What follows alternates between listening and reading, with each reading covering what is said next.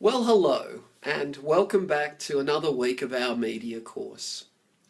Well, here it is at week 4, and it's been another interesting week where I've received a lot of your work back, in the form of drafts anyway, for our first assessment, which is our news article and also our Johnny Vanguard Wikipedia work.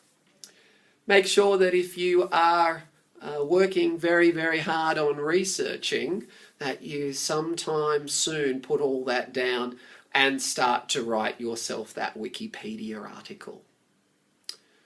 This week we're going to look at the idea of angles, again, in a news article, and we're also going to have a quick look at a little bit more about that Wikipedia article, and I'm going to try and deconstruct a Wikipedia article for you. Firstly, angles, one more time. Now, so far we've talked about how angles, as we know, are a point of view that the journalist takes when they write their news article, or any piece in that matter. Angles are based on news articles are based on angles, and they are also based in many ways on the demographic of your newspaper. Last week we also added a third thing to the mix when we talked about that background or anchor point. So we talked about political or social or cultural backgrounds that just about every article has to have. Remember, an angle can also be informative, it can be social, it can be sensationalist, it can be lots and lots of ideas depending on what the journalist comes up with. Now I'm going to just take you through a short article here, so if you have a look on the website and follow me here and you go down a little way, you'll see that I've got on this part of the website a little area that says the structure of a news report. So the reason I'm doing this is that next week we're going to be talking in much more detail about news reports.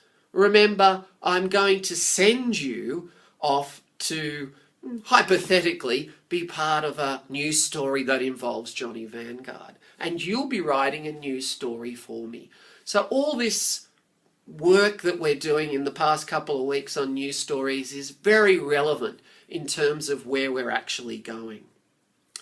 So I've given you a little news report there to have a look at, and when you click on it, what you'll find is that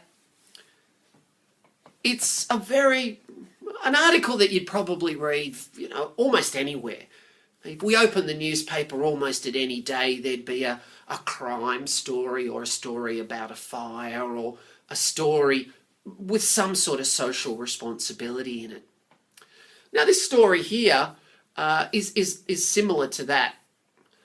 And the idea that I'd like you to look at is the idea of how it's structured, because that's where we want to go to. We want to think about the structure of a news article. And what you'll find when you look at this news article is that the most important information appears in that top or the very first part of that article. So the first paragraph and a bit. So when I say the most important, what I mean is the what, so what happened, who was involved, where it happened, how it happened, but we don't have that other mysterious W that's out there, the why. Why don't we have why? Well, the reason we don't have why is because why is usually the domain of a feature article. Now, I mentioned a couple of weeks ago about the feature article. The feature article is an article that we might write a little bit later on about the same subject. So maybe we have a look at a fire today and we find out what happened, where it happened, who was involved. how it happened, but we won't really speculate on why. Police might speculate. They might say, we believe the fire was started by an arsonist. But we don't know that as the journalist. In fact, not even the police are sure of it. That might come out later, say when there's a court case as an example. That's when a why is sort of teased out of a story. And so I might go back to that story maybe a year from now and I might say, gee, there was that fire or that arrest down the road. What happened there? Why did it happen? Oh, the court case is on. This is why it happened. Remember, if I try and say that beforehand, maybe I say, oh, there was a fire down here in Ultimo today and that guy was responsible.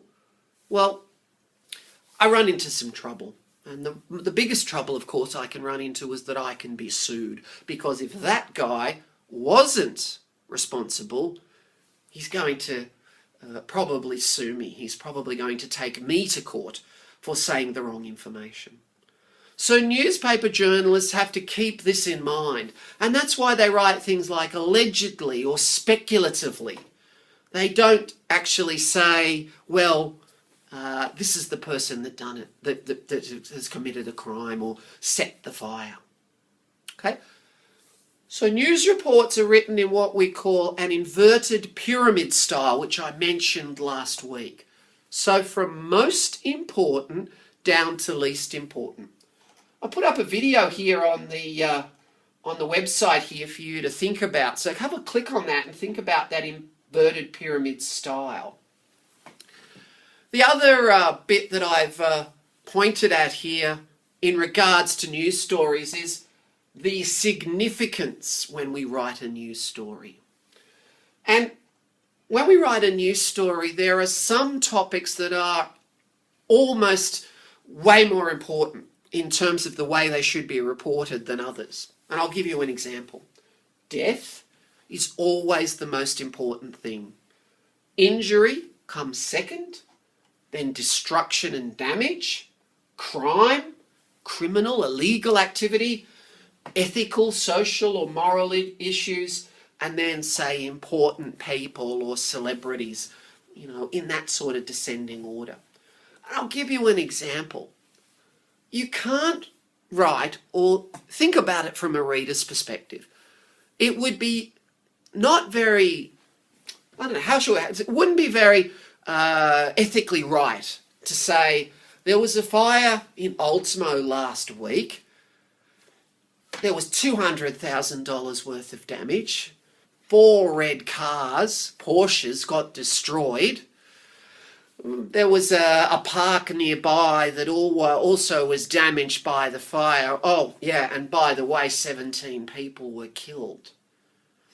If you think about it, that's really, as a social, if you think about that socially, if you read that in the paper, you'd think, those people died. They should be first. The importance is in the fact that they died. So that's why news reports, whether it be television, radio, or the newspaper, usually start with, 17 people were killed today and 14 were injured when fire swept through, an apartment block in Ultimo. $200,000 worth of damage was also done in this fire. That seems more respectable and ethical, and that is the way that a news story is written. So have a look at that news story and also have a look at yourself at some news stories and think about that order, that inverted pyramid. Most important first, middle, and then least important. When I say least important, it's not that it's not important. It's just not as important as the parts at the top. So a news story might end, well, this is the second fire of its type here in Ultimo this year. But that's not how we'd start the story. Okay, so that's news articles and angles and pyramid structures or inverted pyramid structures. I want you to keep that in mind a little bit when we look at next week. Right, moving on to the Johnny Vanguard and the idea here of the structure of a Wikipedia article.